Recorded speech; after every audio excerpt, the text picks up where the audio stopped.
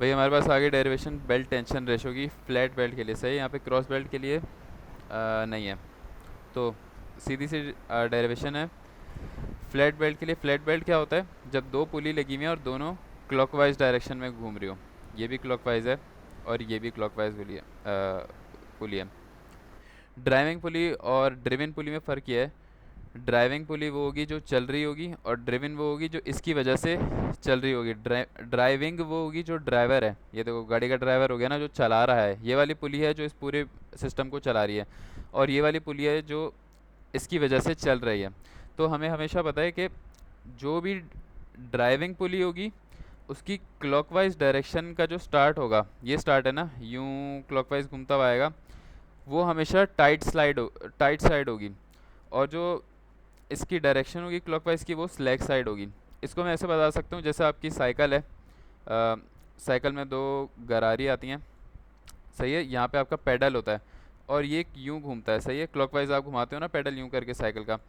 तो आप गौर करोगे साइकिल का ये वाली साइड टाइट होगी और ये स्लैक होगी। स्लैक का मतलब यूं करके झोल सा होगा और टाइट का मतलब यूं टाइट होगी, क्योंकि जाहिर है ये इसको खींच रहा है अपनी तरफ, तो ये टाइट हो जाएगा।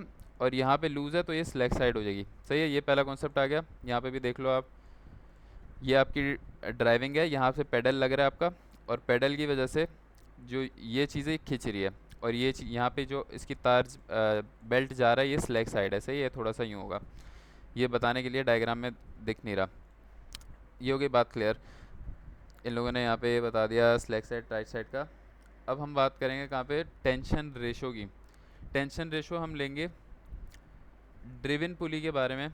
यहाँ से हम टेंशन रेशो लेते हैं, तो हमने यहाँ पे छोटी वाला पुली को कंसिडर किया। ये रहा हमारा छोटा वाला पुली, और यहाँ पे इसकी T2 लग रही है, यहाँ पर इसकी T1 लग रही है, सही है। टाइट साइड को हम हमेशा T1 कहते हैं, स्लैक साइड को T2 कहते हैं।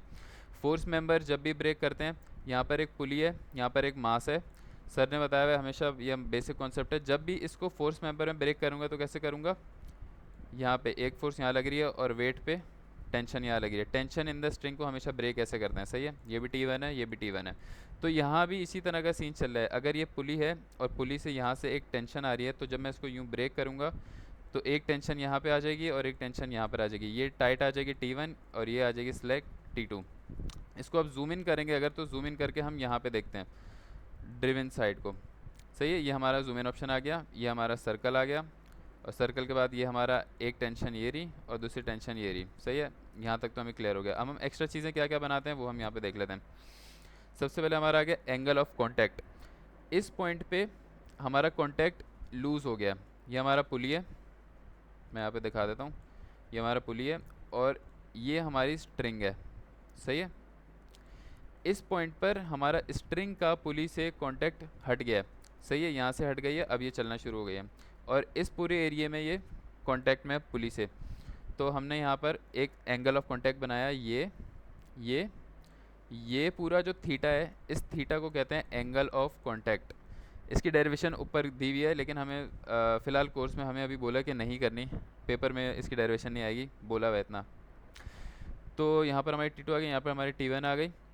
और हमें पता है कि बेल्ट है, बेल्ट और पुली के दरमियान एक फ्रिक्शन जनरेट होगा, सही है। बेल्ट आपकी यहाँ से यूँ जा रही है ना, तो फ्रिक्शन ऑपोजिट डायरेक्शन में होती है। फ्रिक्शन यूँ जनरेट हो गई, ये रही फ्रिक्शन आपकी, एक फोर्स, ये आपको समझ आ गया, ये भी समझ आ गया आपको, ये भी समझ आ गया, एंगल ऑफ कांटेक्ट ये आपको समझ आ गया, ये समझ आ गया।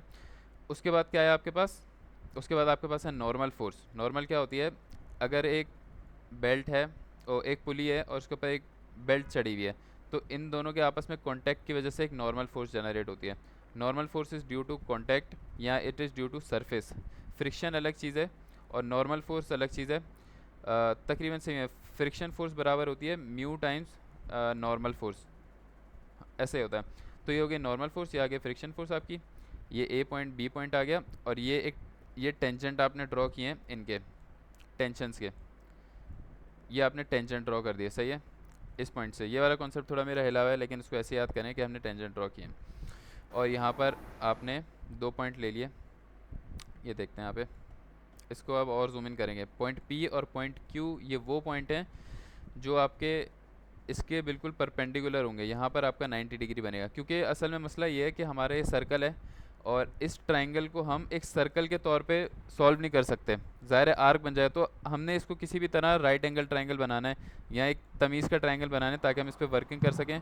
तो हमने यहाँ पे दो टेंजेंट ड्रॉ करते हैं यूँ करके, सही है। और हम एंगल ऑफ कॉन्टैक्ट को दो चीज़ों में काटते हैं यूँ करके। अगर ये पूरा एंगल डेल्टा थीटा है तो ये हो जाएगा डेल्टा थीटा बाय 2, सही है। ये देखो ये आ गया। अगर इस पूरे ट्रायंगल का एंगल थीटा है और हमने इसको हाफ में डिवाइड किया तो ये एंगल हो गया डेल्टा थीटा बाय 2। ये अब क्लियर हो गया। Point P, point P, point Q, R N, F is equal to, ये आ गया F is equal to mu R N, सही है। हर चीज़ क्लियर हो गई। अब सर ने याद है ब्रेक वाली पीडीएफ में ऊपर मोम में पढ़ाया था, हाँ ब्रेक या फ्लाई, हाँ ब्रेक में होता था जब यहाँ पर एक लीवर होता था जिस पे दो स्ट्रिंग्स होती थी यूं करके, इसमें T1 होती थी, इसमें T2 होती थी, यहाँ भी टाइट साइड और स्लैक साइड होती थी। ये सर ने बताया था पहले, हमने फर्स्ट शुरू में स्टार्ट में पढ़ा था फर्स्ट मंथ में। इसको कैसे सॉल्व करने का तरीका, इसको सॉल्व करने का तरीका ये है कि हम यहाँ पे अलग अलग टेंशन्स में यहाँ पे डिवाइड करते हैं। इसको T1 बोलते हैं, इसको T2 बोलते हैं, इसको T3 बोलते हैं, इसको T4, और यहाँ पे चेंज होती रहती है क्योंकि ये वाली हमारी ये वाली हमारी स्लैक, अगर ये T2 ये T1, ये हमारी स्लैक साइड है, यहाँ पर टेंशन है, और ये टाइट स्लाइड है, मतलब टेंशन बढ़ गई है, टाइट होने की वजह से टेंशन बढ़ गई है। तो इस पॉइंट पर मैं बोलूँगा, इस पॉइंट पर हमारी टेंशन जो है वो बराबर है T प्लस डेल्टा टी के ओरिजिनल टेंशन और जितना इस सारे उसमें टाइम में चेंज आया है। तो यहाँ पर क्या आ गई T प्लस डेल्टा टी, सही है। स्टार्टिंग में सिर्फ T है हमारे पास और एंड पे T प्लस डेल्टा टी है, सही है। तो ट्रायंगल की अगर हम बात करें तो ये हमारा बन रहा है ट्रायंगल, और एक ट्रायंगल हमारा बन गया है, खैर ये ट्रायंगल नहीं बना, मैं बताता हूँ। हमने फोर्थ मेंबर में ब्रेक किया, सारे हमारे नेचुरल ट्रायंगल बने हुए थे जो तमीज़ के बने हुए थे। अब क्या हुआ, हमारी एक टेंशन ये रही और दूसरी इनिशियल टेंशन और फाइनल टेंशन ये रही, फाइनल टेंशन, सही है। इनिशियल टेंशन ये जा रही है इस डायरेक्शन में और फाइनल टेंशन जा रही है हमारी इस डायरेक्शन में, सही है। इन दोनों को हम फोर्स मेंबर में ब्रेक करें क्योंकि हम समीशन एफ एक्स वाई वगैरह लगाएंगे ना। तो यहाँ आ गया एक मेंबर और यहाँ आ गया एक मेंबर। अब हमने गौर ये करना है कि साइन कौन सा बनेगा और कॉस कौन सा बनेगा। इन लोगों ने बोला कि ये आपका थीटा है, इसका कोई रिलेशन होता है मेरे ख्याल से जेड वाला, खैर हम कंसिडर ये कर रहे हैं कि यहाँ पे हमारा थीटा है। इसको एंड में देखें अगर टाइम बचा तो। ये हमारा थीटा आ गया और ये हमारा बन गया क्या, ट्रायंगल। अब आपने देखा है कि जहाँ 90 बने, ये वाला एक कॉन्सेप्ट याद रखना है आपने, जहाँ आपका 90 डिग्री बन रहा है और उसके सामने एंगल बन रहा है तो ये हो गई बेस, सही है। और ये हो गया परपेंडिकुलर। हमेशा बेस वो लाइन होती है जहाँ पे आपका 90 और आपका एंगल बन रहा हो, उसको बेस कहते हैं। और बेस हमेशा आपकी होती है कॉस थीटा और परपेंडिकुलर आपका हमेशा होता है साइन थीटा। ये ट्रायंगल समझने की, ये बहुत बड़ा कॉन्सेप्ट है, छोटा कॉन्सेप्ट है लेकिन बहुत काम का है, मुश्किल से समझ आता है ये चीज़, और एक बार समझ आता है तो फिर बहुत आसानी हो जाती है। हमेशा कभी भी एक ट्रायंगल बनेगा तो उसमें वो लाइन जहाँ पर एंगल और राइट एंगल दोनों साथ हों उसको कहते हैं कॉस, उसको कहते हैं बेस, सही है। और एक और कॉन्सेप्ट होता है कि एक्सिस के साथ एंगल बन रहा है, वो मुझे याद नहीं आ रहा कॉन्सेप्ट अभी फ़िलहाल, ये कॉन्सेप्ट याद है। तो ये मेरा कॉस बन गया, ये मेरा परपेंडिकुलर बन गया। इसी तरह इसके लिए होगा, ये बन गया दो, उसमें ब्रेक हुआ और यहाँ एंगल बन रहा है मेरा, तो मतलब इस तरह का मेरा ट्रायंगल है, ये मेरा कॉस है और ये मेरा साइन है। तो मतलब एक्स एक्सिस में मेरे साइन थीटा बन रहे हैं और वाई एक्सिस में मेरे कॉस थीटा बन रहे हैं। वरना ऐसा होता है ना कि भाई समीशन एफ एक्स है, चलो भाई मैंने लगा दिया कॉस थीटा, ऐसा नहीं है। यहाँ उल्टा सीन है एंगल चेंज होने की वजह से। तो ये मैंने आपको सिर्फ अभी बेसिक बताएं। अब हम इस सवाल को करने वाले हैं और डेरिवेशन को करने, ओह शिट मैंने मिटा दिया, खैर हम डेरिवेशन को करेंगे स्टार्ट। तो सबसे पहले आपको बता दिया T1 टेंशन आ गई, टेंशन आ गई, एंगल ऑफ कॉन्टैक्ट ये मैंने बता दिया, T क्या है, tension eight point P slack side पे, और टाइट साइड पे क्या हो जाएगा T plus delta T. Rn आपका नॉर्मल रिएक्शन है और ये फ्रिक्शन फोर्स आ गई, कोफिशिएंट ऑफ फ्रिक्शन। अब क्या हो गया, हमने लगा दिया भाई submission F Y is equal to 0। Y पे मैंने क्या बताया था, कॉस लगेगा, कॉस लगेगा, सही है। तो वाई पे हमारे पास कितनी फोर्स लग रही है, मैं यहाँ पे गौर से देख लूँ। ये देखो वाई पे हमारे पास ये जो अगर ये टी है और ये भी टी है, ये वाई के कंपोनेंट हैं और ये एक्स के कंपोनेंट हैं। ये है कॉस थीटा, ये कॉस थीटा और ये दोनों साइन थीटा। वाई पे क्या क्या लग रहा है, मैं देखता हूँ कि वाई पे फ्रिक्शन फोर्स लग रही है, ये नज़र आ रही है। और वाई पे इसका कॉस कंपोनेंट और टी प्लस डेल्टा टी का कॉस कंपोनेंट लग रहा है। और थीटा हमारा क्या है, थीटा बाई 2 है। तो मैंने यहाँ पे क्या लिख दिया, सीधा सीधा समीशन एफ वाई पे मैंने लिखा सबसे पहले कि टी प्लस डेल्टा टी का लग रहा है कॉस वाला कंपोनेंट, कॉस थीटा बाई 2। और ये लग रहा है हमारा नेगेटिव में, ये ऊपर लग रहा है। और यहाँ पे मैं लिख दूंगा minus T cos theta by 2। और मेरी फ्रिक्शन फोर्स लग रही है ऊपर की तरफ, तो अगर मैंने नीचे पॉजिटिव लिया तो ये भी हो गया माइनस का friction force is equal to zero. इन दोनों को वहाँ लेके जाऊँगा तो ये आपका फॉर्मूला बन जाएगा, सही है, क्लियर हो गया। ये दोनों वहाँ जाके प्लस हो जाएंगे और फ्रिक्शन की जगह लिख दिया mu normal force. F Y लगा दिया, इसी तरह हम एफ एक्स लगा देंगे। एफ एक्स लगा दिया तो अच्छा, इसमें एक और कॉन्सेप्ट है, एफ एक्स थोड़ी देर में लगाएंगे। यार इसमें कॉन्सेप्ट ये आ रहा है आपके पास कि कह रहे हैं कि थीटा आपका बहुत ज़्यादा छोटा है, since change in theta is very small. देखो थीटा और चेंज इन थीटा में फ़र्क है, थीटा तो आपका एंगल ऑफ कॉन्टैक्ट है ना, ये तो काफ़ी बड़ा है। अब टेंशन की वजह से, क्योंकि यहाँ पे टाइट स्लाइड सेलेक्ट साइड है और यहाँ पे टाइट स्लाइड है, इनकी वजह से जो चेंज इन थीटा आ रहा है, ये कह रहे हैं भाई ये बहुत माइनर है। तो इसके माइनर की वजह से जो इसका जो कॉस्ट कंपोनेंट हम करेंगे उसको 1 के इक्वल ले लेंगे। मैं इसमें ये करता हूँ कि इतना छोटा है कि 0 हो चुका है, तो कॉस 0 क्या हो गया, 1 हो गया। क्योंकि एंगल आपका इतना छोटा है, चेंज आपका इतना ज़्यादा चेंज नहीं आ रहा है एंगल को, हम इसे निगलेक्ट कर सकते हैं। तो अगर मैं यहाँ पे इस ज़ीरो रख, कॉस ज़ीरो, ये क्या हो गया, 1 हो गया, ये भी 1 हो गया।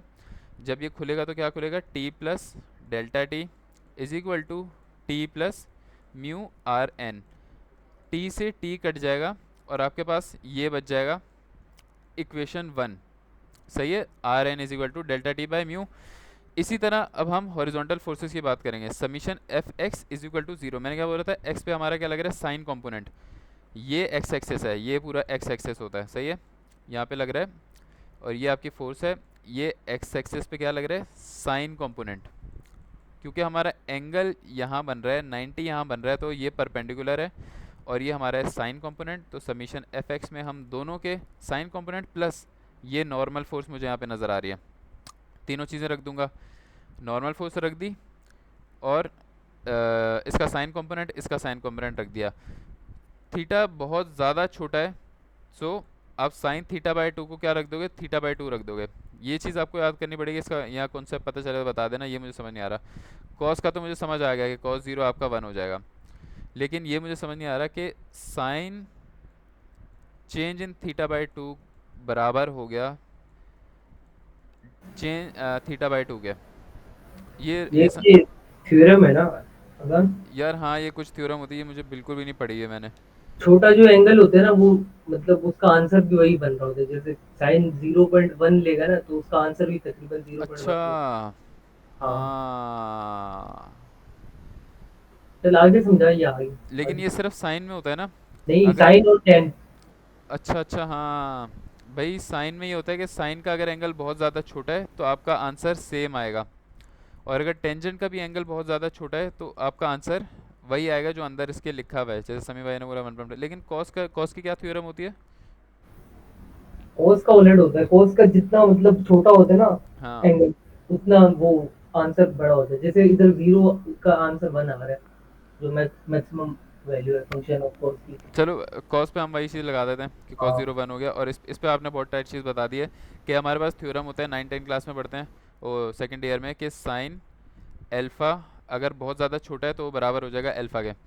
तो ये हमने थ्योरम यहाँ पे लगा दिया। इस हमने साइन सारे हट गए हमारे, ये भी साइन हट गया, ये भी साइन हट गया, सिर्फ ये रह गया। अब देखते हैं यहाँ पे क्या क्या कट रहा है। ये दोनों तो ऐड हो गए, तो ये हो गया 2 टी थीटा बाई 2, 2 से 2 कैंसिल, और हमारे पास फाइनल क्या बच गया, ये दोनों ऐड हो गए। फिर वापस क्या होगा, एक मिनट मैं यहाँ पे लिख देता हूँ, plus delta T theta upon 2 अबे ये क्या कर दिया इन लोगों ने भाई, इसको ज़ीरो क्यों कर दिया ये सर ने? अच्छा हाँ, क्योंकि हमारे बहुत छोटा है मेरे ख्याल से। यार ये सर ने बताया था, मुझे बिल्कुल याद नहीं आ रहा यार। इसको नेग्लेक्ट करते हैं, इस वाले कंपोनेंट को हम ज़ीरो करते हैं कि चेंज इन टी और चेंज इन थीटा, इसको हम कर देते हैं ज़ीरो के बराबर। शायद शायद कुछ इस तरह का सीन है कि टाइट और स्लैक साइड होने की वजह से टेंशन में जो चेंज आएगा वो 0.000 कुछ आएगा, और जो एंगल में आएगा वो भी 0.00 कुछ चेंज आएगा, और उसको भी डिवाइड बाय टू कर दें तो इतनी छोटी वैल्यू हो जाएगी कि हम इसको नेग्लेक्ट कर देंगे। तो इस वाली वैल्यू को आपने कर दिया नेग्लेक्ट।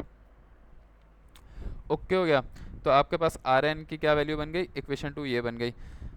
एक आर एन की इक्वेशन ये आ गई और एक आर एन की इक्वेशन ये आ गई। आपने दोनों को बराबर रखा, दोनों को बराबर रखने से आपके पास ये इक्वेशन बन गई।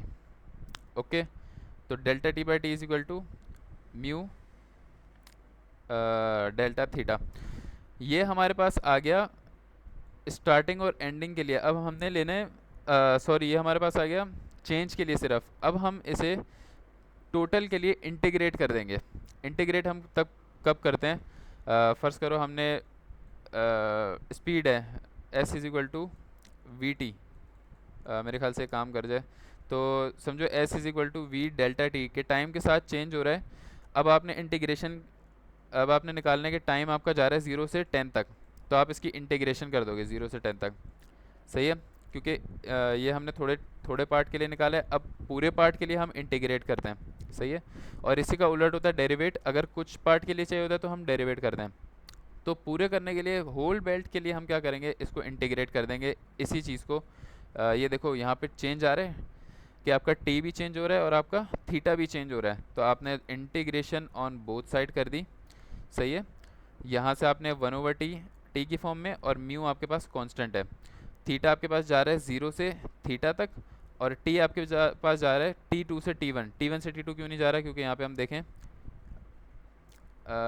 T1 से T2 तक जा रहा है, ये क्यों जा रहा है, खैर इसको रट्टा मार लेते हैं, ये मैंने थोड़ा सा पेल दिया। तो हमारे पास T2 से T1 तक जा रहा है, ओ सॉरी खैर जो भी है, ये हमारी लिमिट आ गई। और हमारे पास क्या होता है 1/x डी एक्स किसके बराबर होता है इसकी इंटीग्रेशन, ln x के। सही है, तो ये हमारे पास क्या आ गया ln t, और इसकी लिमिट्स आ गई, और थीटा हमारे पास एज इट इज़ आ गया, इसकी इंटीग्रेशन ये होती है।